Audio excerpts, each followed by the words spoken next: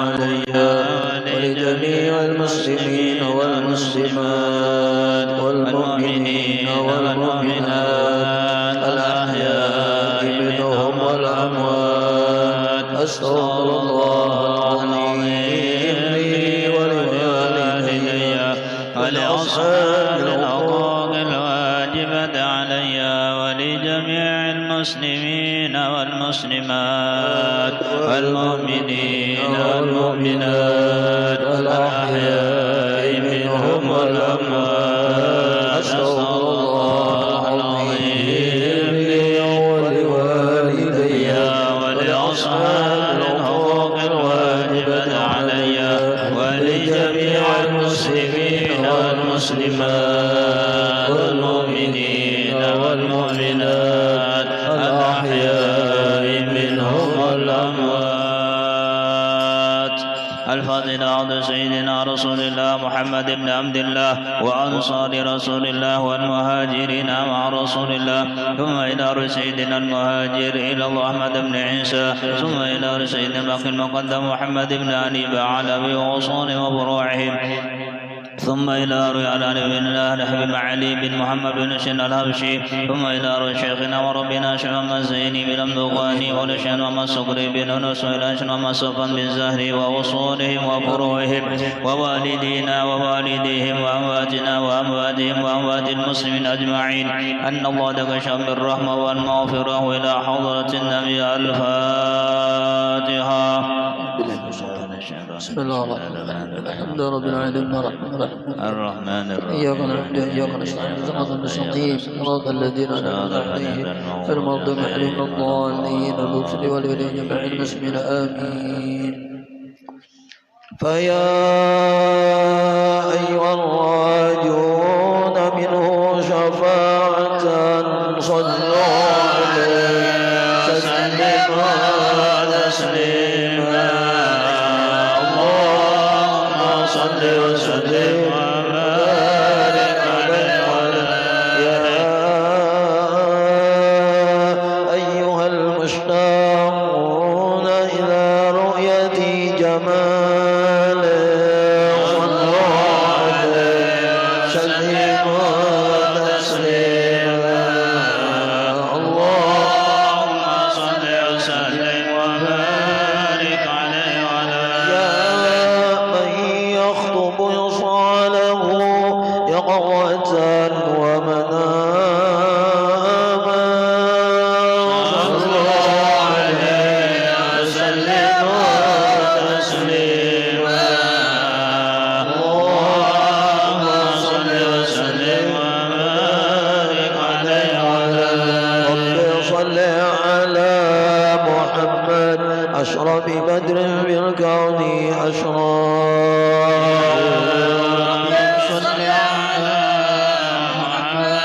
أشرف بدر بالكون أشرف. رب صل على محمد أكرم داع يدعو إلى الحق. رب صل على محمد أكرم داع يدعو إلى الحق. رب صل على محمد المصطفى الصادق المصدق. صل على محمد المصطفى الصادق المصدق.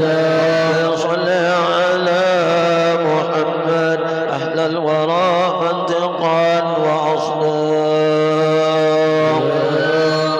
صل على محمد أهل الورى منطقا وأصلا. صل على محمد أفضل من بالتقى تحقق. يا ربي صل على محمد أفضل من بالتقى تحقق. صل على محمد من بالسخاء والوفاء تخلق. يا ربي صل على محمد من بالسخاء والوفاء تخلق. صل على محمد واجمع من الشر ما تفرق.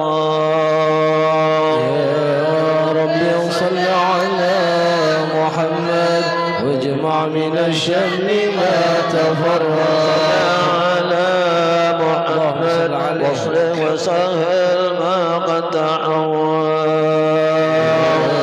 رب صل على محمد واصلح وسهل ما قد تعود على محمد وافتح من الخير كل رب صل على محمد وافتح من الخير كل على محمد وآله ومن من نبي تعالى رب صل على محمد وآله ومن بالنبي تعالى على محمد وآله ومن للحبيب عشاق رب صل على محمد وآله ومن للحبيب عشاق صل على محمد ومن بحبل النبي تولى رب صل على محمد ومن بحبل النبي توسل اللهم صل وسلم وبارك عليه وعلى آله بالله من الشيطان الرجيم لقد جاءكم رسول من أنفسكم عزيز عليه ما عنتم حريص عليكم بالمؤمنين رؤوف رحيم فإن تولوا فقل حسبي الله لا إله إلا هو عليه توكلت وهو رب العرش العظيم إن الله وملائكته يصلون على النبي يا أيها الذين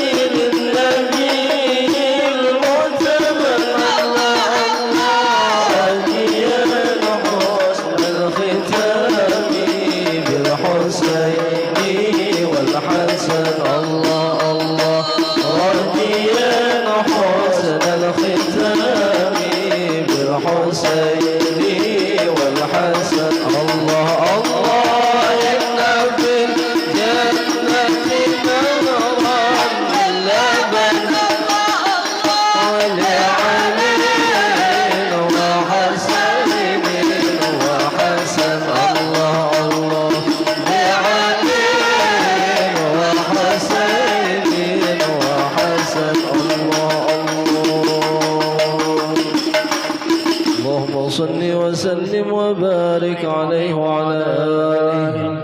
بسم الله الرحمن الرحيم. الحمد لله القوي سلطانه الهادي برهانه المبسوط في الوجود كرمه وإحسانه تعالى مجده عظم شانه خلق الخلق الحكمة وانطوى عليها علمه وبسط لهم من بعيد المنة ما جرت به في أقداره القسمة فأرسل إليهم أشرف خلقه وأجل عبيده رحمة تعلقت إرادة الأنزلت بخلق هذا العبد المحبوب فانتشرت أثر شربه بعوالم السعادة والغيوب فما جل هذا المن الذي تقرب به المنان وما أعظم هذا الفضل الذي برد من حضرة الإحسان سورة كاملة ظهرت بهيكل محمود فتعنترت بوجودها أغلاق الوجود وترست برد العوالم باتراد التكريم. اللهم صل وسلم أشرف الصلاة والتسليم على سيدنا ونبينا محمد الرؤوف الرحيم. اللهم صل وسلم وبارك عليه وعلى آله. اللهم صل وسلم وبارك عليه وعلى آله. تجلق في عام كرسي الواسع تجليا قضى بانتشار فضله في القريب والشاسع فله الحمد الذي لا تنسر أبرار بتعداد ولا يمل تكرار بكثرة ترداد حيث أبرز من عالم الإمكان صورة هذا الإنسان ليتشرف بوجود سقنان وتنتشر أسراره في الأقوال فما مثل التصفي قلب منيب إلا من سوابق فضل الله على هذا الحبيب. يا لقلب سرور قلت ولا بحبيب عمن أنام نوالا جل ما شرف الوجود بنور ومرى الكون بهجة وجمالا قد تلوك برسل على مقام وتنا في مجده وتعالى لا حجة العيون فيمن تلته بشرا كائنا يزيل الضلالا وهو من فوق علم ما قد رتبة في سوره وكمالا فسبحان الذي أبرز من حضرة الامتنان ما يعجز ويسبي اللسان ويحار في تعقل معاني الجنان انتشر منه في عالم البطون والظهور ما ملأ الوجود الخلق النور صلى الله عليه فتبارك الله من إله كريم بشرتنا آياته بالذكر الحكيم ببشارة لقد جاءكم رسول من أنفسكم عزيز عليه ما عنتم حريص عليكم بالمؤمنين رؤوف رحيم. فمن فاجأت البشارة وتلقاها بقلب سليم فقد هدي إلى صراط مستقيم. اللهم صل وسلم أشرف الصلاة والتسليم على سيدنا محمد الرؤوف الرحيم اللهم صل وسلم وبارك عليه وعلى اللهم صل وسلم وبارك عليه وعلى آله وأشهد أن لا إله إلا الله وحده لا شريك له شهادة تغرق بها اللسان عما تضمنه الجنان من التصديق بها والإذعان تثبت بها في الصدور من الإيمان قواعد وتلوح على أهل اليقين من سر ذلك الإذعان والتصديق شواهد صلى الله عليه وأشهد أن سيدنا محمدا العبد الصادق في قوله وفعله والمبلغ لله ما أمره بتبليغه لخلقه من فرضه ونفله صلى الله عليه أرسله الله للعالمين بشيرا ونذيرا بلغ الرسالة وأدى الأمانة وهدى الله به من الأمة بشرا كثيرا فكان في ظلمة الجهل المستبصرين سراجا وقمرا منيرا وما أعظمها من منة تقرب على البشر وما أوساها من نعمة انتشر سرها في البحر والبر صلى الله عليه اللهم صل وسلم بأجل الصلوات وأجمعها وأزكى التحية وأوسائها على هذا العبد الذي وفى بحق العبودية وبرز فيها في خلعة الكمال وقام بحق الربوبية في مواسم الخدمة لله وأقبل عليه غاية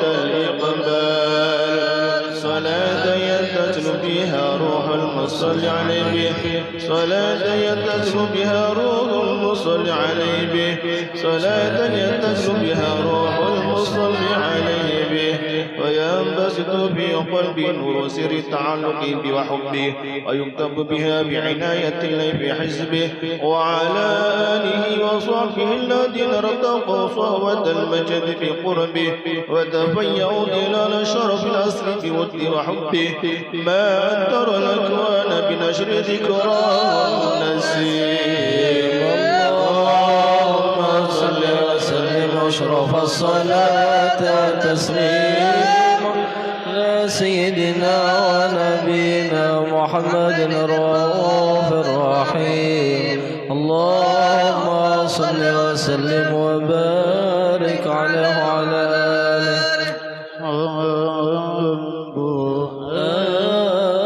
أحمد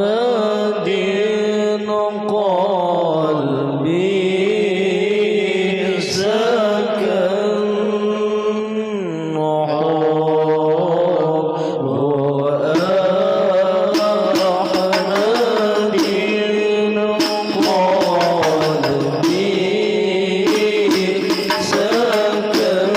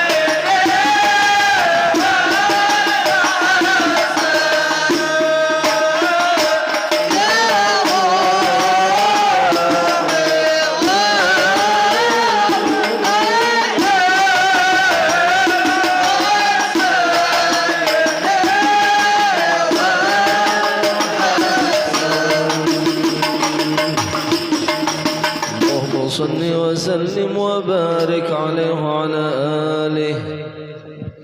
اللهم صل وسلم وبارك عليه وعلى آله. أما بعد، فلما تعلقت إرادة الله في العلم القديم بظهور أسرار التخصيص للبشر الكريم بالتقديم والتكريم، نفذت القدرة الباهرة بالنعمة الواسعة والمنة الغامرة، ففرقت بيضة التصوير في العالم المطلق الكبير عن جمال مشهود بالعين، حاول لوصف الكمال المطلق والحسن التام والزين، فتنقل ذلك الجمال الميمون بالأصلاب الكريمة والبطون، فما من صلب ضمه إلا وتمت عليه من الله النعمة، فهو القمر التام الذي يتنقل في بروجه ليتشرف به موطن استقراره وموضع خروجه. وقد قضت الأقدار الأزلية بما قضت، وأظهرت من سر هذا النور ما أظهرت، وخصصت به من خصصت، فكان مستقره في الأصلاب الفاخرة والأرحام الشريفة الطاهرة، حتى برز في عالم الشهادة بشرا لا كالبشر صلى الله عليه. ونورا حير الأفكار ظهوره وبهر، فتعلقت همة الراكم لهذه الحروف بأن يركم في هذا القرطاس ما هو لديه من عجائب ذلك النور معروف. وإن كانت الألسن لا تفي بأشر معشار أوصاف ذلك الموصوف تشويقا للسامعين من خواص المؤمنين، وترويحا للمتعلقين بهذا النور المبين.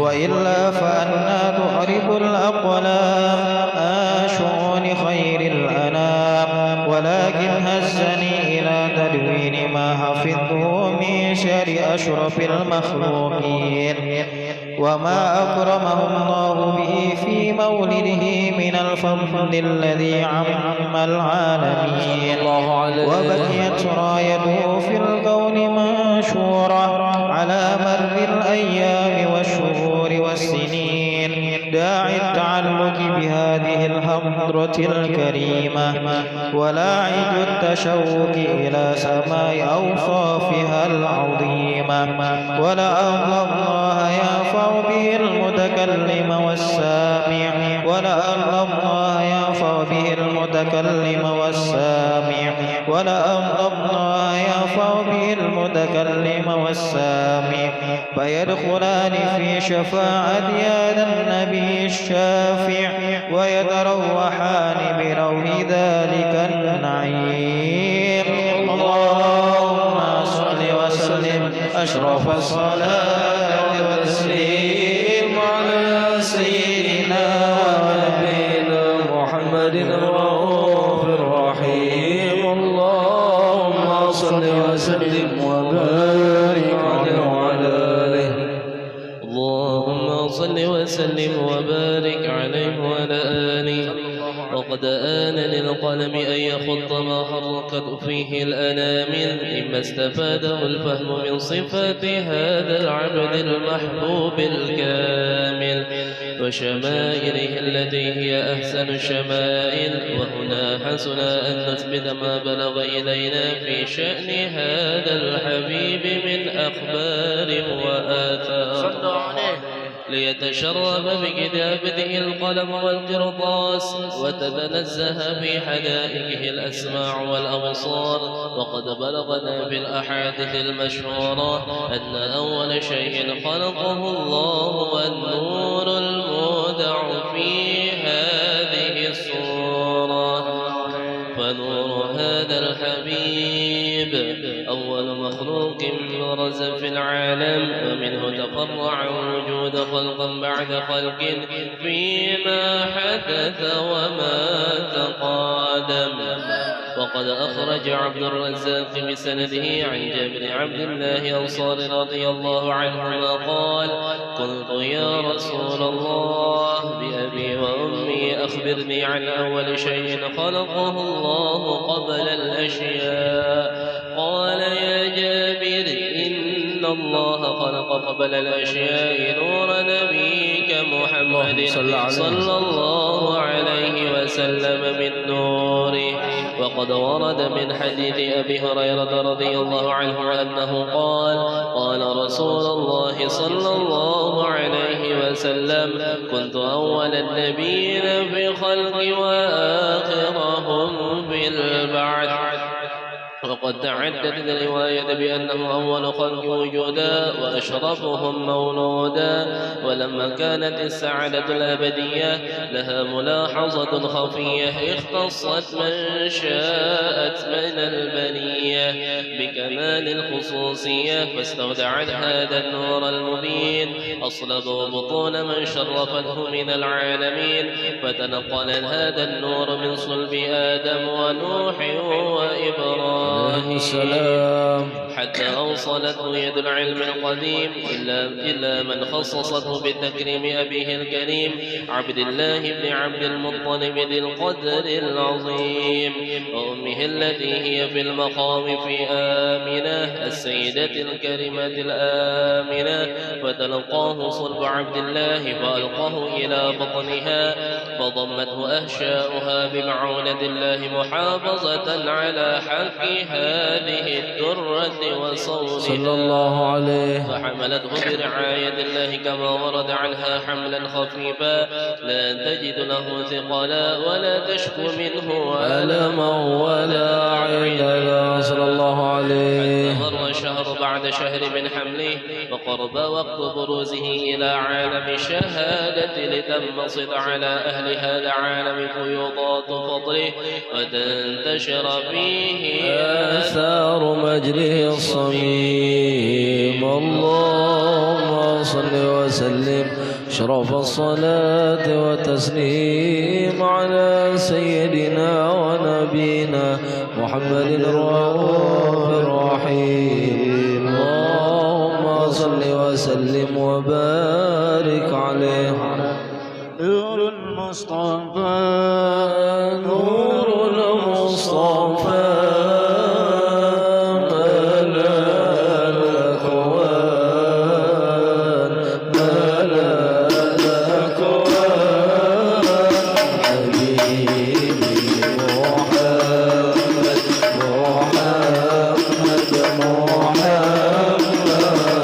خير المرسلين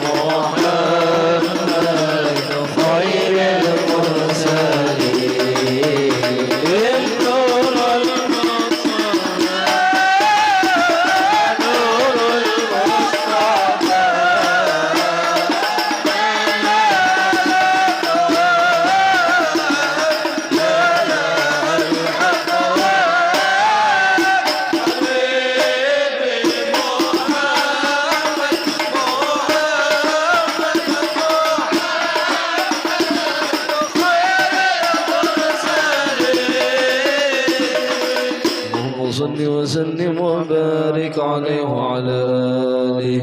منذ ألقت به هذه الدرة المكنونة والجوهرة المصونة والكون كله يصبح ويمسي في سرور وابتهاج بقرب ظهور إشراق هذا السراج، والعيون متشوفة إلى بروزه متشوقة إلى التقاط جواهر كنوزه.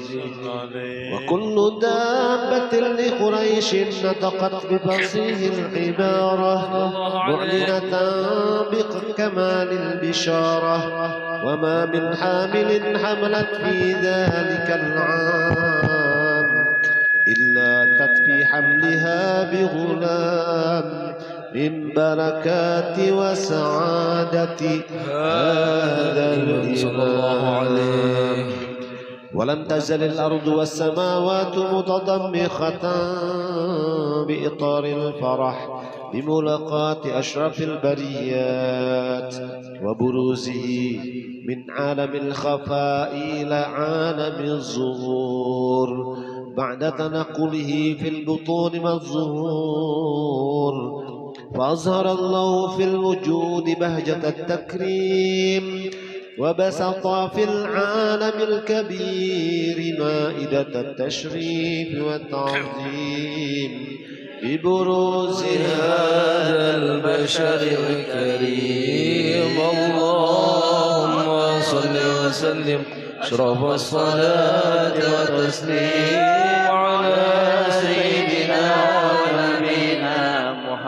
الرؤوف الرحيم اللهم صل وسلم وبارك عليه وعلى فحين قرب أوان وضع هذا الحبيب صل عليه أعلنت السماوات والأرضون ومن فيهن بالترهيب وأمطار الجود الإلهي على أهل الوجود تهتف وألسنة الملائكة بتبشير للعالمين تميل سبحان الله والحمد لله ولا إله إلا الله والله أكبر سبحان الله والحمد لله ولا إله إلا الله والله أكبر سبحان الله والحمد لله ولا إله إلا الله والله أكبر والقدرة كشفت إناء هذا المستور ليبرز نور صلى الله عليه وسلم كاملا في عالم الظهور نورا فاق كل صلى الله عليه وانفذ الحق الحكمة على من أتم الله عليه النعمة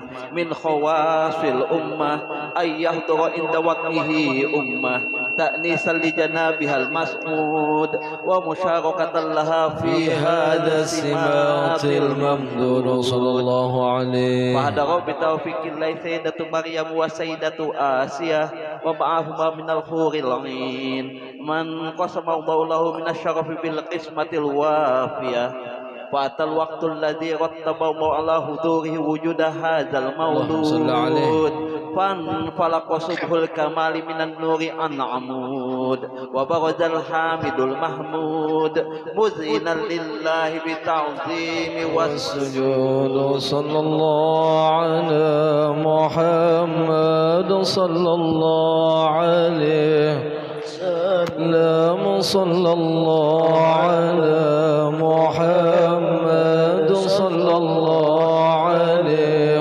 وسلم صلى الله على محمد يا ربي صل وسلم يا نبي سلام عليك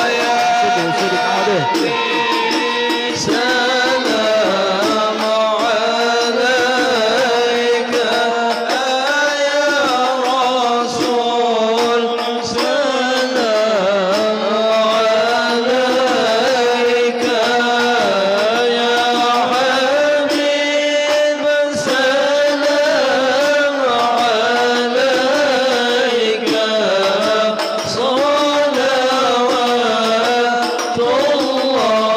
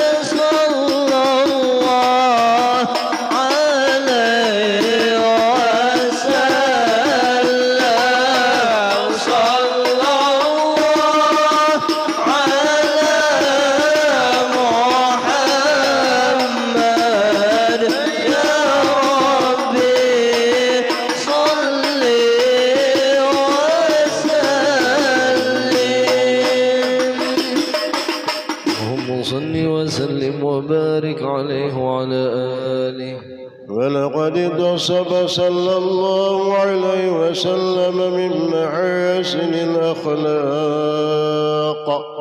بما تضيق عن كتابته بطون الأوراق.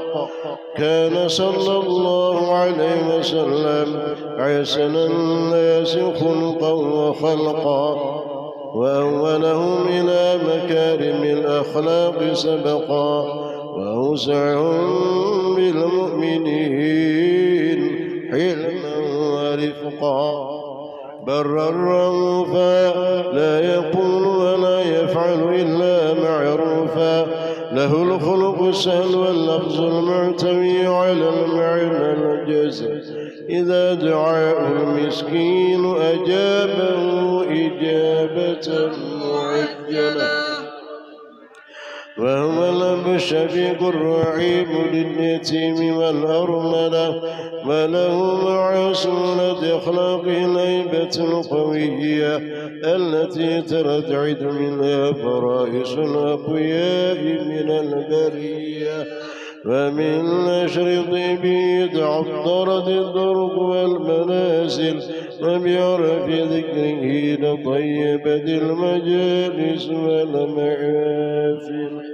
وهو صلى الله عليه وسلم جامع صفات الكمالية والمنفرد بخلقه وخلقه بأشرف خصوصية. فما من خلق في البرية محمود إلا وهو متلقى عن سيد الوجود صلى الله عليه. أجملت في وصف الحبيب وشانه وله العلا بمجده ومكانه. أوصاف عز قد تعالى مجدها أخذت على نجم السهام عياله صلى الله عليه. وقد مسد القلم بتدوين ما أفاد العلم من واقع مولد النبي الكريم وحكاية ما أكرم الله بهذا العبد المقرب من التكريم والتعظيم والخلق العظيم. فحسن مني أن أمسعد لدى الأقلام في هذا المقام وأقرأ السلام على سيد الأنام. السلام عليك أيها النبي ورحمة الله وبركاته. السلام عليك أيها النبي ورحمة الله وبركاته. السلام عليك أيها النبي ورحمة الله وبركاته. وبذلك يسن ختمك ويسن التقديم فعليه أفضل الصلاة والتسليم. اللهم صل وسلم أشرف الصلاة والتسليم على سيدنا ونبينا محمد الرؤوف الرحيم. اللهم صل وسلم وبارك عليه وعلى بسم الله الرحمن الرحيم. الحمد لله رب العالمين وصلي وسلم على سيدنا محمد في الأولين وصلي وسلم على سيدنا محمد في الآخرين وصلي وسلم على سيدنا محمد في كل وقت واحد. صلي وسلم على سيدنا محمد في الملأ الأعلى إلى يوم الدين. وصلي وسلم على سيدنا محمد حتى ترث الأرض ومن عليها وأنت خير الوارثين. ولما نظم الفكر من الأوصاف المحمدية عقودا توجهت إلى الله متوسلا بسيدي وحبيبي محمد صلى الله عليه وسلم أن يجعل سعي فيه مشهورا وفعلي فيه محمودا. يكتب عملي في الأعمال المقبولة وتوجهي في التوجهات الخالصة والصلات الموصولة. اللهم يا من إليه تتوجه الآمال فتعود ظافرة وعلى باب عزته تحط الرحال فتغشاها منه الفيوضات الغامرة. نتوجه إليك بأشرف الوسائل لديك سيد المرسلين عبدك الصادق الأمين سيدنا محمد الذي عمت رسالته العالمين.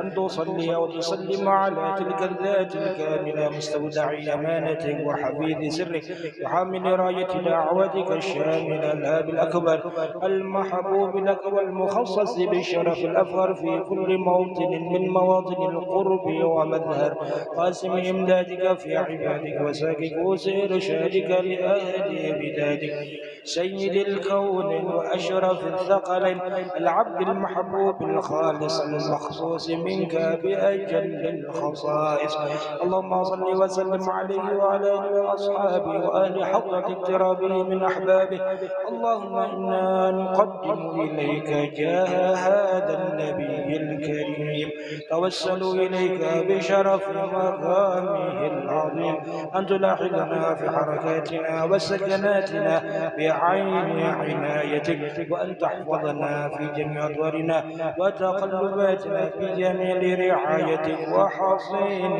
بقايتك وأن تبلغنا من شرف القرب إليك وإلى هذا الحبيب غاية آمالنا وتتقبل منا ما تحركنا فيه من نياتنا وأعمالنا وتجعلنا في حضرة هذا الحبيب من الحاضرين وفي طرائق اتباعه من السالكين ولحقك وحقه من المؤدين ولأهلك من الحافظين اللهم إن لنا أطمعا في رحمتك الخاصة فلا تحرمنا وظنونا جميلة هي وسيلتنا إليك فلا تخيبنا آمنا بك وبرسولك وما جاء به من الدين وتوجهنا به إليك مستشفعين أن تقابل المذنب منا بالغفران أن تقابل المذنب منا بالغفران أن تقابل المذنب منا بالغفران والمسيء بالإحسان السائل بما سأل والمؤمن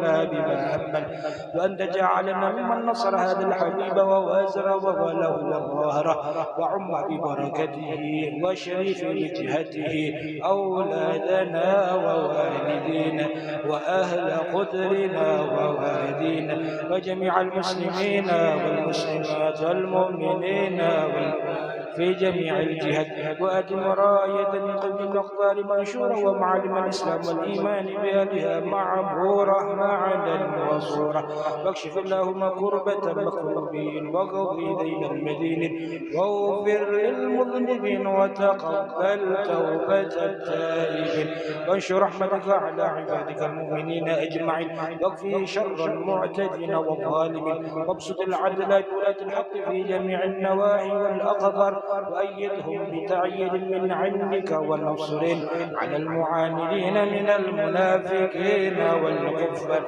واجعلنا يا رب في الحسن الحصين من جميع البلايا واجعلنا يا رب في الحسن الحصين من جميع البلايا واجعلنا يا رب في الحسن الحصين من جميع البلايا وفي الحرز المجيد من الذنوب والخطايا وأدمنا في العمل بدل وصدق في خدماتك قائم وإذا توفيتنا فتوفنا مسلمين مؤمنين واختم لنا منك بخير أجمعين وصل وسلم على هذا الحبيب المحبوب أسلام الأرواح والقلوب وعلى آله وصحبه ومن إليه منسوب آخر دعوانا الحمد لله رب العالمين قل سبحان ربك رب العزة عما يصفون وسلام على المرسلين والحمد لله رب العالمين بسر سورة الفاتحة. بسم الله الرحمن الرحيم الحمد لله رب العالمين الرحمن الرحيم مالك يوم الدين إياك نعبد وإياك نستعين صراط المستقيم صراط الذين أنعمت عليهم غير المغضوب عليهم ولا الضالين. Kembali kita bertahlil. Jadi niatan kita ini sesuai dengan apa yang kita sudah sampaikan di malam Senin tadi. Punya kegiatan kita malam Senin dan kegiatan kita malam Rabu ini pahalanya ya Allah kita hadiahkan niat kita seumuran nantinya tuh. Jadi boleh aja berniat sekali tapi untuk seumuran ya Allah niat pahalanya tuh kehadiran kepada seluruh daripada ibu bapak kita, datuk nini kai kita, seluruh keluarga, kerabat kita dan seluruh daripada keluarga bini kita ya Allah lah dan kawan-kawan kita, sahabat-sahabat kita yang pernah bermajlis taklim di tempat kita ini. Nah, tanpa menyebutkan namanya tapi semuanya kita hadiahkan pahalanya kepada mereka kegiatan malam Senin, malam malam Rabu ini. Nah, khususnya kepada yang kita niatkan masing-masing, dan khususnya yang tertulis di apa namanya nanti disambat oleh Guru Jalillah atau kita kagak menyambatakan yang tercatat di sini untuk menyumbang apa nih alat perlengkapan kamera yang mana sampai saat ini ada 73 yang menyumbang, yaitu jumlahnya dananya 41.800.000 rupiah. Nah, jadi sudah menukar alatnya, sudah tinggal apa namanya datang aja, mungkin sudah dikirim lah. Nah, itu sudah dikirim. Jadi dana terkumpul nih 41.800.000 rupiah. Nah, jadi apa yang disumbangkan oleh kawan-kawan, bapak-bapak, sahabat, bertaanilah mudah-mudahan jadi amal jariah. Karena amal jariah apa namanya media ini, nanti media itu menyiarkan macam-macam itu, ini amalan apakah, ilmu apakah ya Allah lah. Nah, insya Allah jadi amal jariah juga kata itu, karena wah ini macam-macam orang yang disiarkan orang. Jadi kita ujar anak apa Guru Bakri kah, jangan kalah juga kita nih dengan media ini lah. Orang macam-macam disiarkan orang, nang Syiah, nang Wahabi, nang macam-macam ya Allah. Nah, kita juga menyiarkan jalur kita ya kalau leh. Nah, baik di pengajian di sini atau pengajian di manakah, atau kena menyiarkan tuh kutipan-kutipan ceramahnya Abagus Kumpul atau Guru Bakhit, atau misalnya Habib Umar lah, atau guru-guru nang lain nang sejalur sealiran lawan kita nang Ahlus Sunnah wal Jamaah ya Allah lah. Nah, itu tah. Insyaallah mudah-mudahan jadi amal jariah. Nah, di samping itu juga niat kegiatan kita ini kita hadiahkan kepada mereka-mereka yang kita niatkan ini secara khusus dan secara umum. Tadi kita sebutkan berataan ya Allah, ibu bapak kita, datu nikahi kita, seluruh keluarga, kerabat kita, keluarga daripada bini kita, jiran-jiran kita, tetangga kita, kawan kita, sahabat kita, yang menolongi, membantu lawan kita, yang bermanis taklim lawan kita, berataan. Nah, tanpa kita menyebutkan nama mereka itu, mudah-mudahan Allah menyampaikan pahalanya kepada mereka. Ala hadiniyat aqul lima nawawi sanabna salih wal hawdati nabil mustafa rasulillah sallallahu alaihi wasallam wa ala alihi wa sahbihi karamil fatihah. A'udzu billahi minasyaitonir rajim. Bismillahirrahmanirrahim. Alhamdulillahi rabbil alamin arrahmanir rahim maliki yaumiddin. Iyyaka na'budu wa iyyaka nasta'in ihdinas siratal mustaqim siratal ladzina an'amta 'alaihim ghairil maghdubi 'alaihim waladdallin. Amin. Bismillahirrahmanirrahim. Qul huwallahu ahad. Allahu samad. Lam yalid wa lam yulad wa lam yakul lahu kufuwan ahad. Bismillahirrahmanirrahim. Qul huwallahu ahad. Allahu samad. Lam yalid wa lam yulad wa lam yakul lahu kufuwan ahad. Bismillahirrahmanirrahim. Qul huwallahu ahad. Allahu samad. Lam yalid wa lam yulad wa lam yakul lahu kufuwan ahad. La ilaha illallah wallahu akbar. Bismillahirrahmanirrahim. Qul a'udzu birabbil falaq min syarri ma khalaq wa min syarri ghasiqin idza waqab wa min syarri nafathati bil 'uqad wa min syarri hasidin idza hasad. La ilaha illallah wallahu akbar. Bismillahirrahmanirrahim. Qul a'udzu birabbin nas malikin nas ilahin nas min syarril waswasil khannas الذي يوسوس في صدور الناس من الجنة والناس. لا إله إلا الله والله أكبر. بسم الله الرحمن الرحيم. الحمد لله رب العالمين الرحمن الرحيم مالك يوم الدين. إياك نعبد وإياك نستعين اهدنا الصراط المستقيم صراط الذين أنعمت عليهم غير المغضوب عليهم ولا الضالين آمين. الذين آمنوا تطمئن قلوبهم بذكر الله ألا بذكر تطمئن القلوب فاعلم أنه لا إله إلا الله. لا إله إلا الله. لا إله إلا الله. لا إله إلا الله. لا إله إلا الله. لا إله إلا الله. لا إله إلا الله. إله إلا الله. لا إله إلا الله. لا إله إلا الله. لا إله إلا الله. لا إله إلا الله. لا إله إلا الله. لا إله إلا الله. لا إله إلا الله. لا إله إلا الله. لا إله إلا الله. لا إله إلا الله. لا إله إلا الله. لا إله إلا الله. لا إله إلا الله لا إله إلا الله لا إله إلا الله لا إله إلا الله لا إله إلا الله لا إله إلا الله لا إله إلا الله لا إله إلا الله لا إله إلا الله لا إله إلا الله لا إله إلا الله لا إله إلا الله لا إله إلا الله لا إله إلا الله سيدنا محمد رسول الله اللهم صل على سيدنا محمد اللهم صل عليه وسلم اللهم صل على سيدنا محمد اللهم صل عليه وسلم اللهم صل على سيدنا محمد يا ربي صل عليه وسلم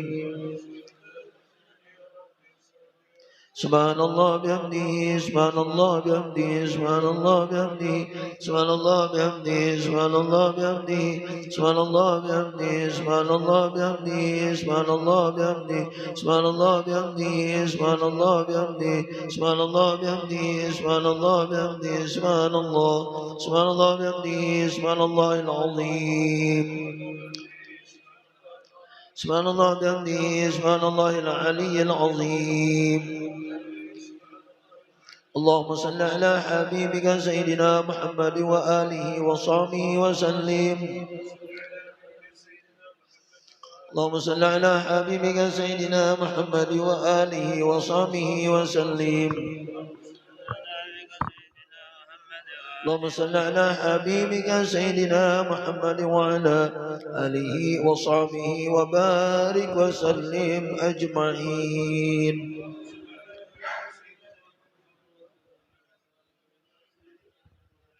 الفاتحة بسم الله الرحمن الرحيم الحمد لله رب العالمين الرحمن الرحيم مالك يوم الدين إياك نعبد وإياك نستعين اهدنا الصراط المستقيم صراط الذين أنعمت عليهم غير المغضوب عليهم ولا الضالين آمين بسم الله الرحمن الرحيم الحمد لله رب العالمين اللهم صل وسلم على سيدنا محمد وعلى آله وصحبه أجمعين اللهم إنا نسألك أن تثيبنا على قراءتنا هذه وقرئها ثوابا جزيلا وأجرا منك عظيما وأن تتقبلها منا بفضلك وإحسانك قبولا حسنا جميلا جليلا ونسألك اللهم أن تجعلها منا هدية توصلها إلى حضر سيدنا ونبينا محمد صلى الله عليه وسلم سيادة في شرفه وكرمه ثم ثوابا مثل ثواب ذلك مع مزيد برك وإحسانك إلى أرواح أموات المؤمنين والمؤمنات والمسلمين والمسلمات من الأولياء والشهداء والصالحين خصوصا إلى روحي Haji Mulkani bin Haji Ismail Haja Rusinah binti Haji Syarqawi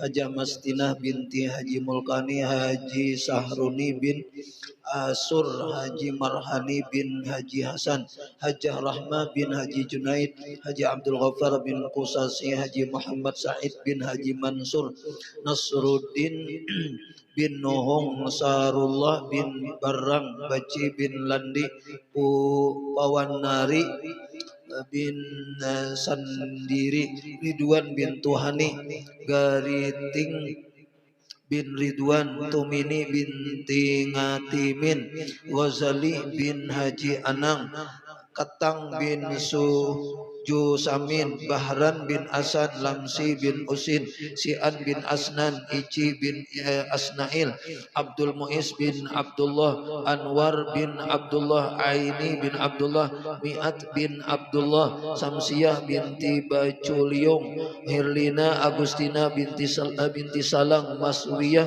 binti Bul Asad Muslimin bin Badrun Muhammad Zuhdi bin Bairiyansah Haji Badrun bin Tasman Arbainah binti Utuhalus Sukir bin Coking Siti Saniyah binti Kromowinangun Niba binti Luci Haji Muhammad bin Haji Kubri Haji Ridwan bin Ramli Mahrita binti Haji Abdul Hamid Guru Mu'alim Haji Kastan bin Husin bin Abdul Latif, Haji Jahri bin Haji Abbas, Haji Abdullah bin Haji Hasanul Basri, Hajjah Mahani binti Muhammad Yusuf, Ada bin Usna, Imuh Ahimah binti Jamid, Sabran bin Utuh Kaliwit, Hajjah Hamsah binti Muslim, Saleh bin Riwa, Safi bin Gattang, Haji Sabran bin Abbas, Haji Basri bin Haji Muhammad Saman, Hajjah Mardiyah binti Ahim, Hajjah Maslam bin Timanab, Haji Zainal Arifin bin Haji Muhammad, Haji Hamsin bin Tara, Muhammad bin Puyau, Sampurna binti Raid, Hudari bin Gusti Ugun, Jubaidah binti Badik, Ahmad Zaini bin Abdul Karim, Siti Mahmudah binti Abdul Karim, Haji Mahyuni bin Sufyan, Sufyan bin Abdul Karim, Haji Mahlian Nur bin Haji Hamsin, Sainah binti Jahar, Mahmud bin Iban, Bahriyah binti Jahri, Haji Sarifuddin bin Haji Abdurrahman, Hajah Nur Maningsih binti Jamadiyah, Karani bin Awi wa Awi bin Awang, Haji Abdul Karim bin Tubasar, Haji Rabiah bin Tusin, Haji Fakhluraji bin Badri, Haji Suaibah binti Badari, Anwar bin Abdullah, Siki bin Salama, Hajah Jawaria binti Darru, Andi Ghalib bin Andi Sindiring, Hajah Andi Sugirah binti Andi Abu, Muhammad Amin bin Muhammad Arsyad, Ainun Jariyah binti Muhammad Arsyad, Muhammad Arsyad bin Pulan, Haji Basuni bin Pulan, Haitami bin Haji Abdul Razak, Haji Arsiyah binti Pulan, Siti Aisyah binti Qarani, Haji Jawiyah binti Amir, Muhammad Khalilur Rahman bin Haji Muhammad Saimi. Allahumma ighfir lahum warhamhum wa'afi ma'afanhum, Allahumma ighfir lahum warhamhum. اللهم نور على أهل القبور قبورهم وأنزل عليهم الرحمة والبهجة والسرور. اللهم اغفر لهم وارحمهم وعافهم واعف عنهم واجعل الجنة منازلهم ومساكنهم يا أرحم الراحمين.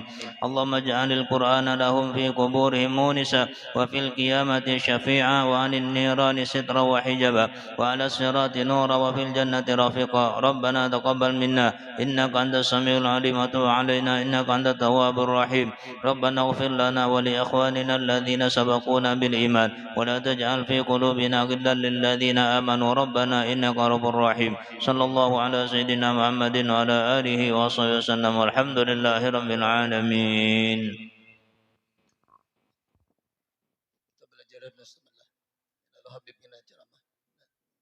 Ini kitabnya, anak berkitab, kitabnya. Setaubiknya. Kitabnya jaga berbarakahnya.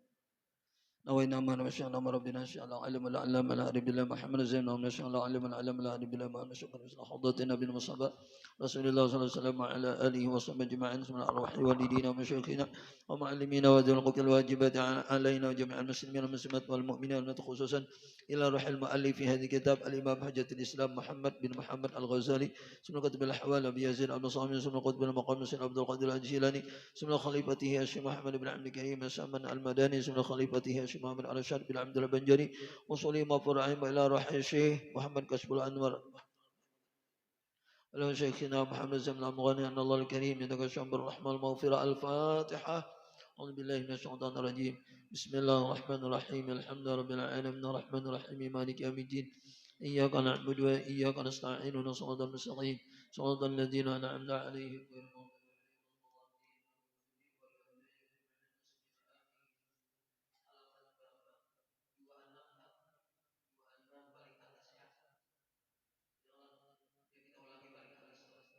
بالله من الشيطان الرجيم. بسم الله الرحمن الرحيم.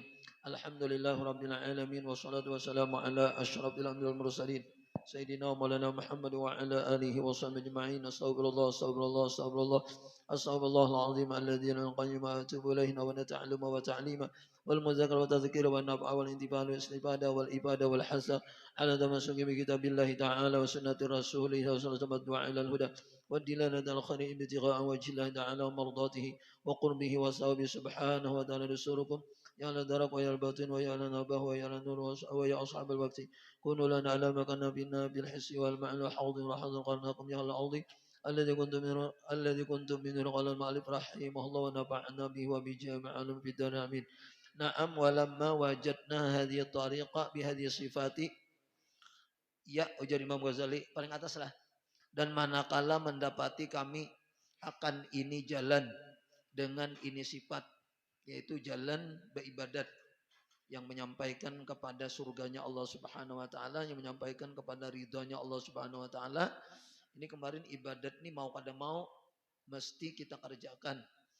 Barang siapa untung dengan ibadat maka untung selamanya, dan barang siapa aluputan daripada ibadat maka kalau inya rugi kena rugi selama-lamanya.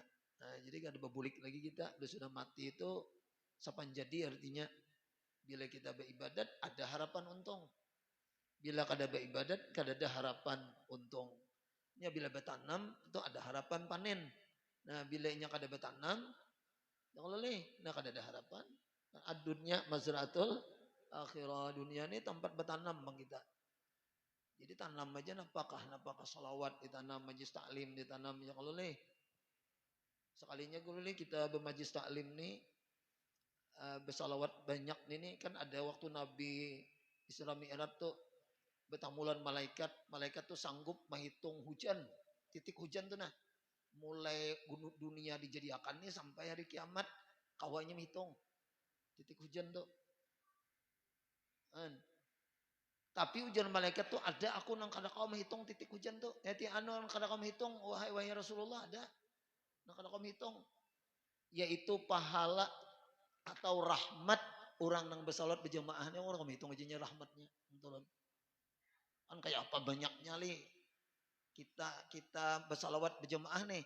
Ya Rabbi sholli ala Muhammad. Nah itu Tuhan menemukan rahmat tuh ujian malaikat tadi nang sanggup menghitung titik hujan tuh. Aku jinya kada sanggup menghitung rahmat Tuhan nang dicurahkan kepada majlis taklim nang dibacakan salawat tuh. Sanggup.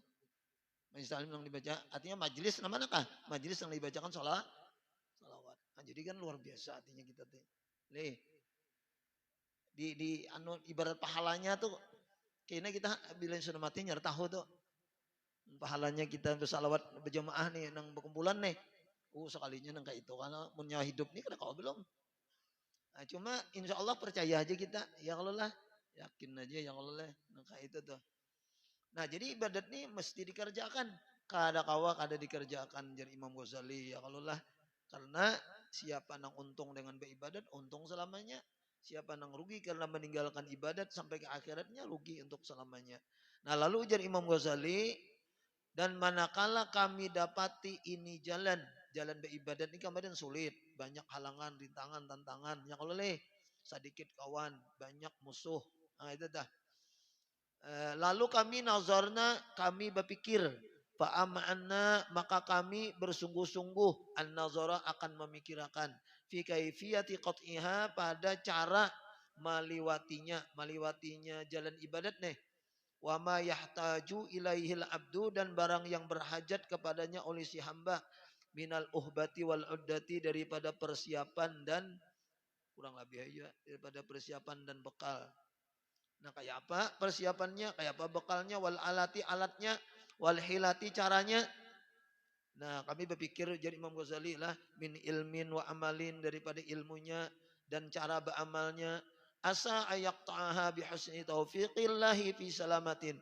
Semoga artinya dengan pemikiran Imam Ghazali ini lah bahwa meliwati ia si hamba akan jalan ibadat ini bihusni taufiqin dengan baik taufiqillah dengan baik taufik daripada Allah fi salamatin di dalam selamat. Yang lelah. Nah, jadi untung banget Imam Ghazali mikirkan ya apa jadi caranya nang supaya kita nih ada bekal, ada cara, ada alat yang lelah dari ilmunya dan cara beramalnya. Nah, lalu aku nih mengarang ini kitab pada akhirnya kita. Wala yanqati'u fi aqabatiha dan tiada terputus ia si hamba itu pada tahapan-tahapannya. Tahapan-tahapan beribadat al-muhlikati yang tahapannya itu adalah bisa membinasakan. Payah lika ma'al halikin maka binasa ia beserta orang-orang yang binasa. Wal billah, dan berlindung kita dengan Allah. Karena kan di dalam akabah yang dikarang oleh Imam Ghazali ini karena ada 7 akabah. Akabah ilmu, akabah taubat. Ada kena nomor 6 gitu akabatul kawadih. Artinya tahapan perusak. Jadi bila kita beribadat itu bisa rusak. Nah, mengetahui ilmunya artinya lah, maka bilanya rusak lalu inya kayaknya bisa celaka. Ya kalau lah beserta orang-orang celaka. Nah ini jadi Imam Ghazali nang aku susun ini supaya menjalaninya tuh bagus gitu nah. Ya kalau lah selamatnya menjalaninya. Wal iyazubillah, kita berlindung bang di sini dengan Allah daripada binasa tadilah. Fasannatna, maka mengarang kami fi qat'i hadhihi tariqi, fi qat'i hadhihi tariqi, pada melewati ini jalan, wasulukiha, dan menjalaninya. Kami mengarang aja Imam Ghazali juga kutuban beberapa kitab. Jadi masalah-masalah yang ini sudah dikarang oleh Imam Ghazali beberapa kitab. Di antaranya Imam Ghazali masalah ibadat nih lah, yang menyampaikan kepada ridha Allah, ya Allah, menjamin surganya Allah nih. Ka Ihya Ulumuddin, seperti Ihya Ulumuddin. Nah kami karang juga Ihya Ulumuddin. Wal Qurbah, seperti kitab Qurbah ilallahi, kitab Qurbah ilallahi ta'ala. Ada juga kitab Al Qurbah ngarannya. Wa ghairi dzalika, dan selain yang demikian itu banyak kayak kami mengarang Imam Ghazali banyak. Kalau Qaswatul Qulub nih karang Imam Ghazali banyak Imam Ghazali ini mengarang menyusun kitab sidin. Nah, tapi uji Imam Ghazali ala ihtawat, yang mengandung ia kitab-kitab Ihya, Qurbah, dan yang lainnya tadilah itu jadi sidin mengandung ala daqaika minal ulumi, atas nang halus-halus daripada ilmu. Sidin manakan juga. Jadi kalau kitab Ihya sidin Al-Qurbah itu ilmunya ada nang besar, ada nang kecil, ada nang halus. Jadi itu bercampur. Lah artinya tuh arti halus tuh maksudnya tuh apa guru ibarat halus tuh ajar kita tuh ngalih dipahami, susah dipahami. Ya kalau yang halus tuh kan model kecil kalau susah dilihat. Nah model itu dah dokaika, atas nang kecil-kecil atau nang langka-langka itu jalah minal ulumi, daripada ilmu. Sehingga nih tasad, ya kalau payah ala afhamil ammah, atas pahaman-pahaman orang umum. Nah, jadi mun Ihya tuh mun dibaca aja sih di umum lemah orang karena kau memahami.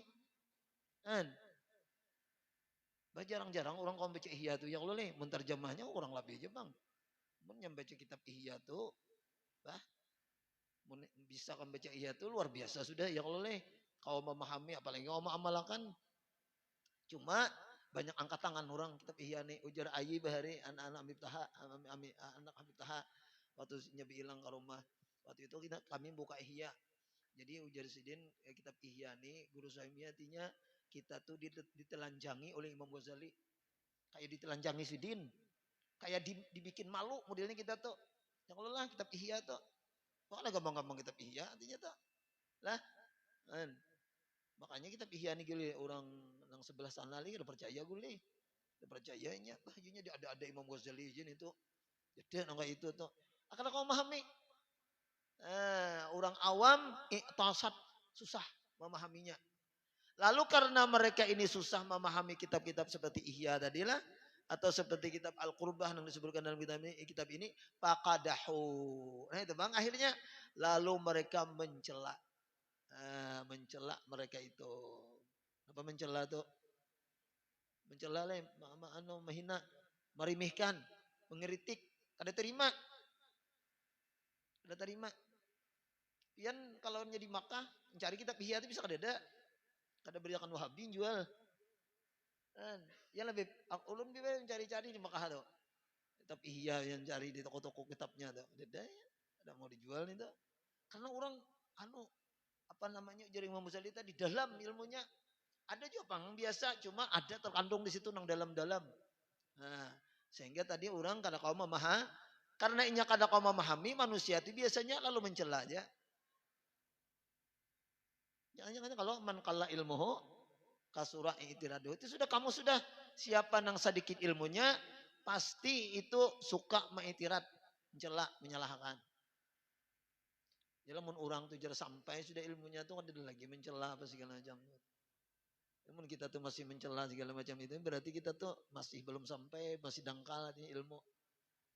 Masih menyalahkan sana, menyalahkan sini, kritik sana, kritik sini. Nah itu tuh masih dangkal. Semakin dangkal, nah semakin menyalahkan lawan nang lain. Gitu tak? Jadi manakala ilmu kasura, ini yang terjadi. Sehingga mereka itu mencela padanya, pada kitab Ihya tadilah, atau kitab-kitab Imam Ghazali yang lain. Wa khadu yang leleh dan apa guru berkata-kata aja kita khadu itu rajin leh ya khaudihim jal abun jar ya lah wa khadu dan berkata-kata ya membicarakan ya kalau lah nah lalu berkata-kata atau membicarakan mereka itu fi ma lam yuhsinuhu minha pada barang yang tiada menganggap baik mereka itu akan dia daripadanya. Jadi namanya nang pina kada baik, wah ini ada masuknya. Ini ada masuknya ini. Apa? Belum komen apa? Berkomentar mereka itu berkomentar nang kada baik akhirnya. Nah ini kan wayah ini terjadi nih. Ya kalau pada ini kan terjadi komentar nang kada baik lawan wali-wali, lawan habib-habib, macam-macam komentar. Jadi kita tuh kalau berkomentar nang kada baik itu sabujurannya lah kalau kita dulu ada pernah belajar oleh Bagus Kumpul lah nang Minhatul Aqyas fi Husni Zanni Binas.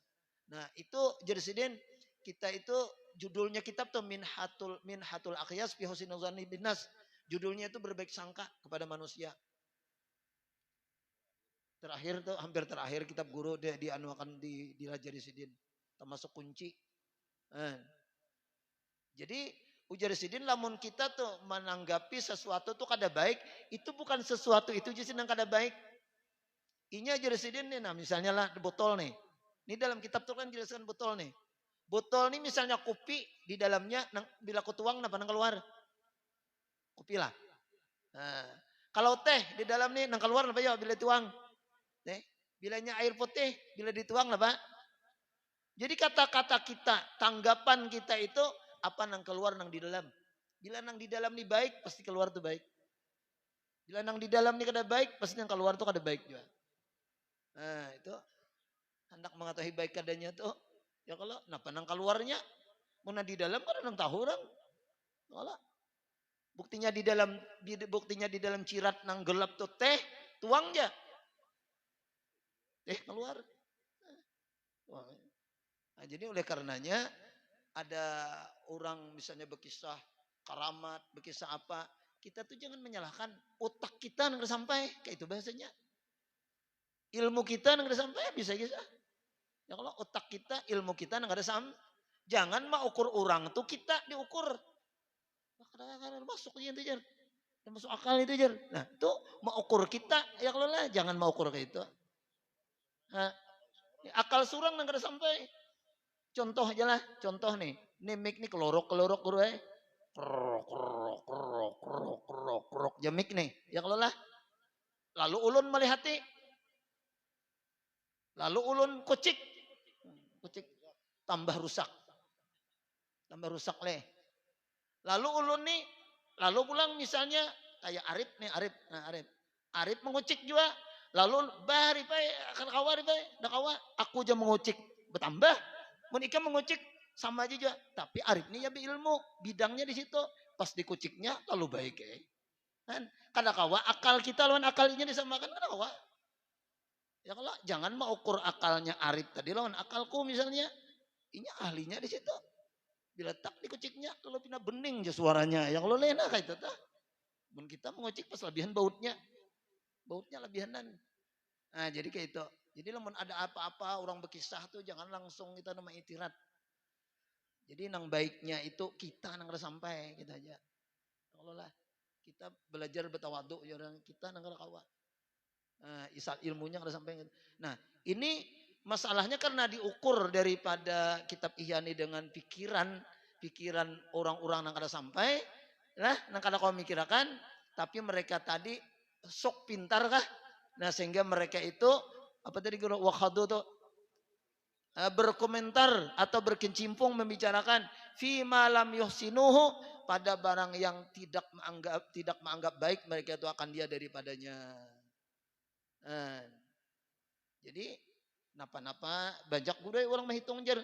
Ihya Ulumuddin tuh hadis palsunya sekian jar. Melihati nang palsunya aja nya. Nang baiknya kada hatinya. Akhirnya sudah kada baik dulu.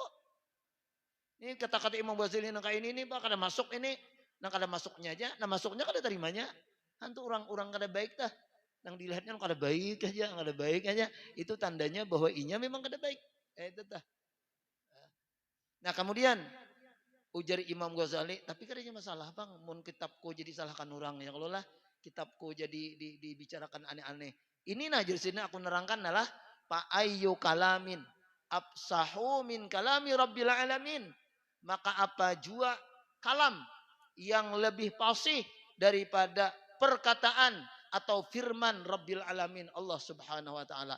Kira-kira ujar Imam Ghazali adakah apa kalam itu namanya perkataan yang kalau lah yang lebih hebat daripada Al-Quran kan ada tuh paling hebat sudah Al-Quran tuh yang kalau kada kawa ditanding-tandingi Quran tuh ujar Tuhan dalam Al-Quran tuh seandainya berkumpul jin manusia kah ala ayatu bimislih ayo menhendak datangkan juga kayak Quran Pak tu bisuratin minha kada usah aja Tuhan pulang nang sa Al-Qurannya Pak tu bisuratin minha aja ikam bari datangkan aja satu surah aja nang seperti Al-Quran. Kada kawa. Wad'u syuhada'akum ya kalau panggil berhala-berhala kamu atau kawan-kawanmu untuk mengarang Quran walau sesurah aja nang paling pendek seperti qul huwallahu ahad misalnya atau seperti inna ataina. Ya kalau la ya'tu nabi mislihi niscaya mereka jatuhan kada kawa. Ditantang Tuhan. Kada kawa menyamai Quran tuh. Tapi yang namanya orang sudah kada terima berdahulu, orang sudah menyalahkan berdahulu, napa yo? Nah, jadi Imam Ghazali waqad qalu. Quran sehebat itu, Quran semulia itu lah, Quran sepasih itu pun ujar Imam Ghazali dan sungguh mengatakan mereka itu padanya innahu asatirul awwalin, bahwasanya Al-Quran itu dongeng-dongeng orang dahulu. Ujar orang kafir. Ini dasar pikirannya kada sampai menandingi kada kawa jadi paksa menyalahkan janganlah tampar orang rabah ya kada kombalas kalau balas meludahi barang jar sani beludah kayak gacuh je beludah ya Allah lah aku udah kombalas je nyewani bang jadi paksa beludah barangan model kayak itu orang kafir ini kan ada kalah menyamai kada kawa nyalahkan barang ya Allah mana mangarang seorang kada bisa salahkannya sudah innahu asatirul adakah kira-kira jadi Imam Ghazali perkataan yang lebih hebat daripada Al-Quran firman yang lebih hebat daripada Al-Quran kan ada sebenarnya itu pun jadi Imam Ghazali dikatakan innahu asatirul awalin bosnya Quran itu dongeng-dongeng orang dahulu apalagi ampunku jadi Imam Ghazali wajar aja kitabku leh ada apa-apa dikatakan itu dikatakan ini kan ada masalah apalagi kita nih dipadahkan orang macam-macam tambahnya nah seperti Imam Ghazali aja dikatakan macam-macam ini maklum aja sih Den kurang apa aja sih Den Allah Ta'ala Allah Ta'ala kurang apa makanya kan ada kata-kata hikmah Sayyidina Ali rasanya Jasidin di dunia ini nang kita tuh kada bisa terpisah kada bisa terlepas di dunia ini 3 lah satu Jasidin kita itu la salamata fi kalamin nas kita kada pernah selamat daripada perkataan manusia. Itu satu aja sih, Den. Kada mungkin kita tuh lepas daripada kata-kata manusia sebaik apapun. Sesalih apapun. Ada aja nang macam-macam tuh. Yang kedua, jadi Imam Ali, la rahata fid dunya. Kita di dunia ini kada ada lapang. Pasti lapah. Adakah lapang di dunia ini? Ada. Anak makan wadai, ada kawa langsung ada. Usah ke warung dulu, lepah dulu. Pasal ulah mencari duitnya dulu. Ya Allah nih, ada kawa. Kada ada lapang di dunia ini kada ada. Nah, yang ketiga jadi sedin la najata minal mauti. Kita itu kada pernah lepas daripada mati. Kada ada je orang kayaknya aku je berlindung-lindung jadi mati ini berlindung di mana? Ada kawa. Pasti ujungnya tuh mati. Yang kita ambil tadi kan artinya kita kadang mungkin lepas daripada ucapan manusia. Nah, jadi sedangkan Al-Quran aja dikatakan orang gitu, apalagi kita artinya itulah. Nah, itu dah. Jadi Imam Ghazali maklum benar sih Din. Nah, kemudian sambungannya mana? Halaman jauh nah. Alam tasma illa qauli Zainil Abidin. Itu aja mungkin dulu lah. Ada Habib nah. Nah, jadi Imam Ghazali inilah luar biasa sih Din. Memikirkan dari pikirkan sih Din kayak apa caranya nih supaya orang apa namanya nih Sidin yang lah nang nyata dulu. Nah, lawan murid-murid Sidin nang utamanya tuh. Murid-murid Sidin nang utamanya kayak apa caranya nang supaya orang ini menjalani jalan ibadat nih nah bisa nyaman, bisa istiqamah, bisa selamat. Karena mun kada dipadahkan di Sidin kasihannya. Ya kalau nih kasihan. Nah, jadi makanya dikarenakan Sidin kitab Minhajul Abidin ila Jannati Rabbil Alamin. Minhajul Abidinnya jalan orang-orang nang beribadat ila jannati Rabbil Alamin untuk menuju surganya Allah Subhanahu wa taala Rabbil Alamin. Kayak itu tah. Lah, nah mudah-mudahan yang lo umur panjang, sehat afiat, kita selalu diberi taufik hidayah oleh Allah Subhanahu wa taala lah dan mudah-mudahan Allah Subhanahu wa taala selalu membimbing kita ya Allah lah selalu istilahnya itu meridhai kita, memberikan rahmat kepada kita dan mudah-mudahan Allah Subhanahu wa taala sebagaimana mengumpulkan kita di dunia ini nah mudah-mudahan kayaknya kita di akhirat tak kumpul pulang dalam surga. Jadi minta kumpul lawan orang lain kan tak anu sedikit minta kumpul kekawanan kan nyaman ngopi ke apa kan dalam surga ya Allah nih nyaman. Jangan ngopi jangan nyamannya. Ayo kita jarba anuan nyaman kumpul kekawanan mudah-mudahan ya Allah. Inya jar anu guru di akhirat di surga tuh kena dunianya jadi kenangan. Jadi kenangan. Jadi dunia ini jadi kenangan tuh jadi anu nostalgia yang luar biasa kena. Ini bisa nostalgia yang luar biasa aja kenangan di dunia nih. Bah aku semalam nih jar anak majlis taklim ban bucur umah berjam-jam aku jar. Tapi itu kenangan yang indah sebujurnya kayak itu tuh. Ya Allah lah aku semalam jar ini. Bah tuh kenangan yang luar biasa. Nah mudah-mudahan lah kita dikumpulkan lagi di akhirat serta Rasulullah SAW, keluarganya, sahabatnya dan guru-guru kita. Amin ya rabbal alamin dalam surganya ya Allah lah. Amin ya rabbal alamin.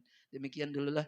Nah ini ada Habib Nagib yang biasa juga Sidin datang lah. Kita mintakan kepada beliau untuk memberikan nasihat-nasihat agama, ceramah-ceramah agama. Apakah yang disampaikan di sini terserah aja ya Allah. Kepada beliau dipersilakan dengan segala hormat.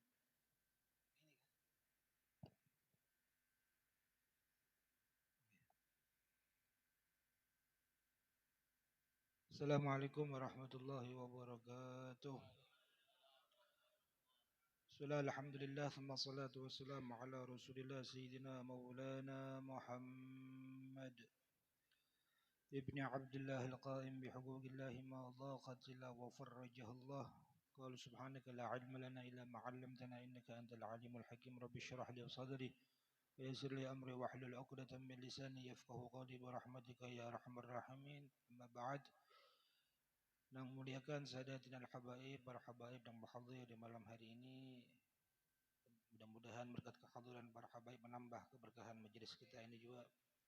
Segenap Tuan Guru, khususnya guru kita, Guru Suhaimi, mudah-mudahan Allah berikan panjang umur fi ta'atillah wa rasulih, berikan sehat wal afiat, diangkat segala penyakit, Allah kabulkan hajat Sidin, Allah permudah dakwah Sidin. Dan mudah-mudahan kita yang hadir seberataan di tempat ini mendapat rahmat dari Allah Subhanahu wa taala. Kada bulik dari tempat ini kecuali dosa-dosa kita diampuni oleh Allah Subhanahu wa taala. Amin ya rabbal hadirin yang dimuliakan oleh Allah Subhanahu wa taala. Sungguh beruntung kita yang masih diberi oleh Allah kesempatan untuk hadir di tempat yang penuh dengan keberkahan ini. Mudah-mudahan tanah hadir seberataan mendapat syafaat Nabi kita Muhammad sallallahu alaihi wasallam. Amin ya rabbal alamin. Nabi itu suah melakukan sujud yang paling panjang ketika Sidin itu hidup. Jadi sujud yang paling lawas. Walaupun sebujurnya Nabi itu bila sujud dia selawas. Bahkan Sidin sembahyang itu gin lawas juga. Bahkan dikatakan sampai betis Sidin bengkak. Jadi kita ini bila hendak tahu kira-kira berapa jamkah Nabi itu sembahyang, coba sampai batis kita bengkak, maka bisa kita tahu berapa lama Nabi kita itu sembahyang. Bahkan saking lawasnya Nabi itu ditagur oleh Allah Subhanahu wa taala, makanya ada nama artiakan Toha. Toha itu kan sebujurannya ya termasuk ngaran Nabi kita ya, kala Sayyiduna Toha sallallahu alaihi wasallam. Tapi ada makna nang tersirat nang di situ nang dikatakan Toha ai Toha. Ha itu artinya betis. Jadi jar Allah andak betis bian. Saking marasnya tuh nah Allah melihat nabinya sembahyang, padahal Nabi itu kada terpaksa sebujurannya. Merasakan nikmatnya sembahyang sampai kada kerasaan batis sidin itu bangkak. Bila kita kan batis ini bangkak ya antara tasiliho, semurat, atau bisa juga kelawasan maunjun bedangkak ya kala. Artinya Nabi itu merasakan sembahyang nang nikmat. Bahkan sidin mengatakan wajuilat qurratu aini fis shalah. Dasar hobi sidin itu hobinya sembahyang. Dan dalam sembahyang itu sidin merasakan rasa kenikmatan yang luar biasa. Bahkan para nabi datang sembahyang. Jadi kadadan nabi nang kada sembahyang. Bila ada orang tamat sembahyang maka itu tahu siap bahkan yang diumbati. Berataan nabi itu sembahyang bahkan sampai sidin itu dikubur di alam barzah. Kan alam barzah ini hukumnya seperti hukum dunia. Para nabi kan sembahyang dalam kubur tapi lain sembahyang taklifiyah jadi ulama, bukan sembahyang nang wajib. Ya kalau bahkan para nabi ketika Rasulullah Isra Mi'raj menjelaskan bahwa aku melihat secara live, aku melihat secara langsung Nabi Allah Musa itu sembahyang dalam kuburnya. Berarti Nabi sembahyang, para wali berarti dalam kuburnya sembahyang. Bahkan ada seorang tabi'in, namanya Al-Imam Thabit Al-Bunani, tabi'in generasi mbah sahabat. Jadi Imam Thabit Al-Bunani ini termasuk orang yang berdapat lawan sahabat Anas bin Malik, khadim Rasulullah, pelayan pembantu Nabi 10 tahun. Sahabat Anas bin Malik ini melayani Nabi. Nah ketika Al-Imam Thabit Al-Bunani berdapat lawan Sayyiduna Anas, sahabat Anas bin Malik, maka beliau bertanya, wahai sahabat Anas bin Malik, apakah engkau memakai kedua mata melihat memandang Nabi? Inggih jar sidin. Maka dicium kedua mata sahabat Anas bin Malik lawan sidin. Yang itu bertakun pulang, wahai sahabat Anas bin Malik, apakah pian memakai kedua batis manih berjalan untuk menunaikan hajat Nabi? Inggih, batis sidin dicium. Sampai yang terakhir, wahai sahabat Anas bin Malik, apakah engkau memakai kedua tanganmu, tangan pian ini untuk mencium tangan Nabi? Inggih. Mana tangan pian dicium tangan sahabat Anas bin Malik, seraya berkata, yadun masat yada Rasulullah sallallahu alaihi wasallam. Ini tangan nang suah mencium tangan Nabi Muhammad sallallahu alaihi wasallam. Nah, ketika sidin wafat, ada seekor orang saleh nang umpat turun dalam kubur situ, membawa jasad jenazah sidin dalam kubur. Rahatan maandak jenazah sidin nang orang saleh ini siup pingsan dadakan bakajutan tuh siup. Lalu digotong lawan orang-orang. Lalu bertakun kenapa jadi pian ini ketika menguburkan jenazah maandak jenazah Al-Imam Thabit Al-Bunani ikam ini pingsan siup katalah. Lalu jar orang tadi, orang saleh itu, bagaimana aku ini kada pingsan, aku ini secara langsung aku ini melihat Al-Imam Thabit Al-Bunani sembahyang dalam kubur. Sampai bertakon lawan anak, kira-kira napa amalan abah bian nih? Ya kalau bukan hanya di dunia, dalam kubur, nah hanya di kubur sembahyang dalam kubur. Lalu jarang anak menjawab bahwa abahku ini selama 40 tahun sepanjang malam itu beribadat. Dan selama 40 tahun juga abahku itu berdoa satu doa. 40 tahun beribadat sepanjang malam dan ada satu doa yang sebelum subuh pasti sidin baca. Napa doanya? Allahumma in kunta a'taita ahadan as-salata fi qabri fa'atini as-salata fi qabri. Doanya nak itu aja 40 tahun. Ya Allah, bila pian memberi ada hamba pian yang sembahyang dalam kuburnya, ya seperti Nabi sembahyang dalam kubur. Ya kalau bila pian memberi hamba-hamba pian sembahyang dalam kubur, ya Allah, ulun jua minta mudahan aku kawa sembahyang dalam kubur. Allah kabulakan doa sini sembahyang di dalam kubur. Jadi nabi itu berarti para nabi itu di alam barzah mereka ya seperti mana di dunia, sembahyang, hadir di majelis yang seperti ini. Ya, kalau pengarangnya melakukan aktivitas-aktivitas karena barzah itu kan antara dunia dan akhirat. Sehingga Nabi kita Muhammad SAW pernah tadi melakukan satu sujud yang begitu lama, awas benar.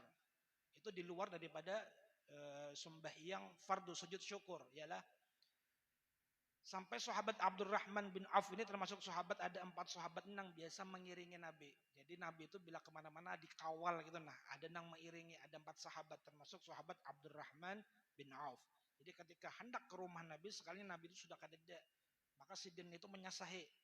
Sampai di belakang Nabi, sekalinya Nabi itu langsung masuk ke dalam pengarangnya kebun kurma, menghadap kiblat, sujud syukur. Jadi itu sujud yang paling lawas. Saking lawasnya sahabat Abdurrahman bin Auf ini menyangka Nabi ini meninggal sudah.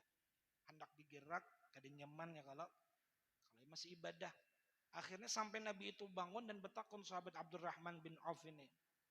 Gerangan apa? Dia ini melakukan sujud yang begitu lama, yang begitu lawas, benar pokoknya. Maka ujar Nabi kita Muhammad SAW, aku ini mendapat kabar gembira. Kira-kira kabar apa nih? Sampai Nabi melakukan sujud yang begitu lawas. Yalah. Kira-kira bila kita nih diberi duit itu hanyar kita akan bersujud. Seumur hidup kada suah inja bersujud. Bebaya diberi duit 10 juta ya kalau nanti di TV-TV tuh. Dapat uang kaget jerlah. Selamat jer Anda mendapat uang kaget 10 juta. Saking himungnya langsung inja bersujud. Sujudnya di kandang hayam pulang. Maka kan sujud syukur ini kan seperti sujud dalam sembahyang ya kalau harus at-taharah. Anin najasa, harus suci daripada najis, baik nang di awak kah, di baju kah, atau tempat sembahyang. Kalau nyembah itu bebarangai kada menghadap kiblat. Becawat pulang. Padahal kan hukumnya sama kayak kita sembahyang, harus ada satrul aurah menutup. Cuma saking himungnya orang ini ya kalau mendapat duit 10 juta seumur hidup kada sujud, hanya sujud di situ. Ini hanya 10 juta, napa pulang 10 M. Lah kira-kira bila ini julung guru sahimi misalnya 10 M. Ada apa bahayal, kalau bahayal ini gratis. Kira-kira dibeli 10 M insya Allah sabulanan pengen bersujud. Ya kalau sampai hirang dehi kita. Dan Nabi ini artinya diberi pemberian yang luar biasa. Diberi dunia kan Nabi. Wah Nabi itu jangankan punya pangkat, tidak ada pangkat yang setinggi pangkat Nabi kita Muhammad SAW. Dunia tuh ditolak lawan Nabi. Kita kan menyasahi ya kalau mencari dunia ini, sebujurnya dunia ini beberapa kali gunung yang ada di Mekah, bahkan diriwayatkan di waktu itu ada 5 gunung di Mekah itu menghadap kepada Nabi.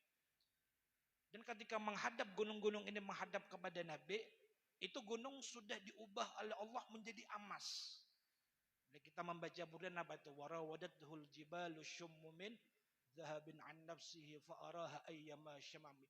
Gunung-gunung yang tinggi itu menghadap, merayu, merengek, menangis, memaksa supaya Nabi ini hakun menerima itu. Nah, ini sudah diubah lawan Allah menjadi emas. Kira-kira bila diterima lawan Nabi lah, jangankan 5 gunung ini itu ada di Papua tuh apa itu? Freeport kah? Kalau itu kan berapa puluh tahun sudah dan berapa ton emas yang diangkat belum habis lagi. Jakanya misalnya itu dikelola bujur-bujur se-Indonesia ini kan digendang lapar. Makan berataan. Ini hanya sekedar Freeport saja. Jakanya nang 5 gunung nang emas diubah lawan Allah ini. Dia terima lawan Nabi, maka Nabi akan menjadi orang yang paling kaya. Bukan 7 turunan lagi keluarga Sidin yang menerima sampai kiamat ada habis nih tuh. Kalau jadi gunung-gunung ini merasa maras lawan Nabi itu. Nah, Sidin ini Habibullah, kekasih Allah, melihat apa ngarannya bisa kada makan sampai 3 hari. Dan kita alhamdulillah kada usah 3 hari gin malam ini nas cuma lagi kita makan. Nabi 3 hari bisa kada makan. Dunia ini melihat ini kekasih Allah, tilamnya Nabi itu bila goreng di atas pelepah korma. Jadi bila bangun Nabi itu pada tidurnya bebekas punggung sedini, sakitan nawak. Wan kita kasur jutaan ya kala. Janak kita gurung, apa ngarannya guring. Melihat keadaan Nabi yang begitu sederhana, maka gunung ini mengharap, lihat kami ya Rasulullah, terima kami ini siap sudah. Jangankan diterima, diitihi lawan Nabi kada. Bahkan wa akkadat zuhdahu fiha daruratuhu innad darurata la ta'du 'alal isami. Bahkan ketidakmauan Nabi, kada bahajatnya Nabi lawan dunia itu dibuktikan bepalingnya Nabi daripada dunia tadi. Jangan nang pian tadi dijolong guru sahimi 10M misalnya lah, ada guru misalnya, aku kada hakun menerima. Misal itulah, mungkin saking sayangnya guru sahimi lawan pian nih, aku nih hendak memberi pian 10M. Tapi nang piannya kada menerima, ulun ini cinta lawan pian ikhlas guru. Ya kalau kira-kira bila bulik ke rumahnya menyesal itu. Nggih. Menyesal tuh. Ungut-ungut dibuncuk, kenapa kada aku terima 10M itu. Kenapa bulan dikisahkan lawan bininya misalnya. Kenapa jadi pina tak ungut, ya kalau anut jadi aku nih hendak diberi guru suhaimi 10M. Bapang nang mendengar 10M ini bininya ini sudah pindah takurihing sudah, ya kalau ada harapan nih 10M ini. Bapang aku tolak bungulnya ikam jenang bini. Ya kalau pasti disambatin nang kayak itu. Hendak meminta bahasa kadang mungkin juga sopan, ya kalau kesempatan tidak datang 2 kali kan. Dan Nabi ini ketika menolak dunia tadi itu kadang menyesal, ya kalau dan kadang mungkin juga Rasulullah menerima dunia itu. Kenapa? Isomi Nabi itu maksum, dijaga oleh Allah Subhanahu wa taala. Wa kaifa tad'u ila dunya daruratu man laulahu lam tukhrajid dunya minal adan. Kadang mungkin juga Rasulullah itu menerima dunia. Sedangkan Allah ini menciptakan dunia nang awalnya kada menjadi ada, timbul itu dunia itu justru berkat Nabi kita Muhammad sallallahu alaihi wasallam. Jadi bukan Nabi itu menerima pangkat sampai Nabi melakukan sujud yang luar biasa atau mungkin diberi harta. Wah, Nabi itu sudah beberapa kali dunia itulah gunung itu 3 kali menghadap kepada ditolak lawan Nabi kita Muhammad sallallahu alaihi wasallam. Ternyata ada satu pemberian nang menghimungi Nabi itu nah. Allah memberikan kabar gembira sampai Nabi ini hakun sujud nang begitu lama. Sehingga Nabi mengatakan apa? Malaikat Jibril itu datang kepadaku memberi kabar, ujar Allah, ya Rasul, man shalla alaika shallaitu alaih. Wa man sallama alaika sallamtu alaih. Itu aja sebujurannya ketika Allah memberi kabar gembira siapa daripada umatmu nang bersalawat kepadamu, aku bersalawat kepadanya. Siapa orang yang bersalam kepadamu, aku bersalam kepadanya. Ternyata pemberian ini nah, ya kalau artinya ada harapan umatku ini mendapat rahmat dari Allah Subhanahu wa taala. Saking hebatnya pemberian Allah, Nabi melakukan sujud yang luar biasa. Makanya salah satu cara kita menghimung Nabi nah kayak membaca maulid ini. Nabi katuju himung bila melihat umatnya itu bersalawat dan bersalam kepada Nabi. Nabi itu himung bahagia ketika melihat umatnya takumpulan membaca maulid, menyair, memuji Nabi kita Muhammad sallallahu alaihi wasallam. Kenapa? Karena bukan hanya Nabi saja yang mendapat salawat dari Allah Subhanahu wa taala. Makanya para sahabat ketika turun ayat innallaha wa malaikatahu yusholluna 'alan nabi, maknya pian Nabi, napa pian mendapat salawat dari Allah, pian mendapat salawat daripada malaikat-malaikat. Ujar Nabi, salawat itu kada geser ulun aja. Ikam bila bersalawat kepadaku, Allah juga bersalawat kepada pian. Bila pian bersalawat kepadaku, jadi Nabi, malaikat juga bersalawat kepada pian. Makanya udah Sayyidina Abu Bakar As-Siddiq, tidaklah Nabi itu mendapat pemberian dari Allah Subhanahu wa taala terkecuali kita sebagai umatnya juga mendapat keberkahan daripada pemberian itu juga. Ketika Allah bersalawat kepada Nabi, malaikat bersalawat kepada Nabi, maka bila kita bersalawat kepada Nabi, maka Allah dan malaikat juga bersalawat kepada kita. Allahumma shalli ala sayyidina Muhammad. Jadi sedih 20 menit. Ini alang-alang sisa 3 menit nih. Aja ngarannya tamu nila bila disuruh 20 menit ya 20 menit. Bila disuruh bulik ya makanan dahulu. Tapi karena bersambung insyaallah, artinya kita jadikan momen ini ya kalau rahmat nang turun kepada kita nah kita membaca maulid, bersalawat kepada Nabi Muhammad sallallahu alaihi wasallam. Ini rahmat nang bukan sembarang rahmat ya kalau masalah kita, kesedihan kita, bahkan dosa kita bila dihadapkan kepada rahmat Allah nang begitu besar itu kada napa-napain. Makanya ketika kita membaca maulid lah kita yakini ini Ini nang kita baca sholawat sekali turun 10 rahmat Allah subhanahu wa ta'ala. Bukan satu lagi. Bayangkan Allah itu beisian rahmat ada nang khusus ada nang umum. Salah satunya Allah ini beisian rahmat mi'ah rahmah ya kala. Allah ini beisian jar Nabi 100 rahmat. Satu rahmat Allah turunkan ke dunia. Apa yang terjadi antara manusia terjadi kasih sayang. Bahkan antara jin terjadi, bahkan sesama binatang. Berkat satu rahmat Allah itu terjadi satu kasih sayang. Ini hanya satu rahmat. Nang 99 bang kemana Allah sempun. Karena di akhirat untuk merahmati hamba-hamba Allah subhanahu. Ini nang khusus. Belum rahmat nang umum, belum lagi rahmat Allah nang khusus. Napa rahmat Allah nang khusus? Nabi kita Muhammad sallallahu alaihi. Jika satu rahmat gin bahagia untung napa pulang ketika kita membaca salawat 10 rahmat turun kepada kita. Jadi ini nang perlu kita yakini ketika kita membaca salawat ya 10 rahmat Allah. Maka tidak ada artinya kesedihan kita, kesulitan kita, bahkan dosa kita yakini berkat rahmat Allah dihilangkan oleh Allah subhanahu wa ta'ala. Insya Allah mudah-mudahan Allah mempermudah untuk kita untuk senantiasa bersolawat dan bersalam kepada Nabi kita Muhammad sallallahu alaihi wasallam. Allah tancapkan, tanamkan dalam hati kita untuk cinta kepada Nabi, cinta kepada sahabat, cinta kepada keluarga Nabi, cinta kepada orang-orang saleh, cinta kepada wali-wali Allah subhanahu wa ta'ala. Mudah-mudahan perkumpulan kita ini Allah memberikan kita panjang umur, ta'atillah wa rasulih, keberkahannya mengalir kepada rumah tangga kita, anak-anak kita, Allah jadikan anak yang saleh salehah, dan Allah matiakan kita dalam keadaan yang Allah ridhai, dalam keadaan husnul khatimah. Husnul khatimah, amin ya rabbal alamin bijahin nabi wa alin nabi. Ini saja mungkin yang saya sampaikan. Belum ada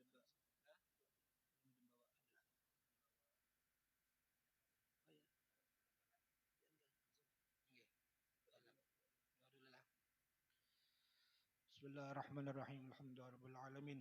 ربي فاجعل مجتمعنا غاية حسن الختام واعطنا ما قد سألنا من عطاياك الجسام بجاه الطاهر الرسول جد ربنا بالقبول وهب لنا كل سل ربي استجب لنا آمين يا أول الأولين ويا آخر الآخرين ويا ذا القوة المتين ويا راحم المساكين ويا أرحم الراحمين يا أرحم الراحمين يا أرحم الراحمين وصلى الله على سيدنا محمد وعلى آله وصحبه وسلم. الحمد لله رب العالمين.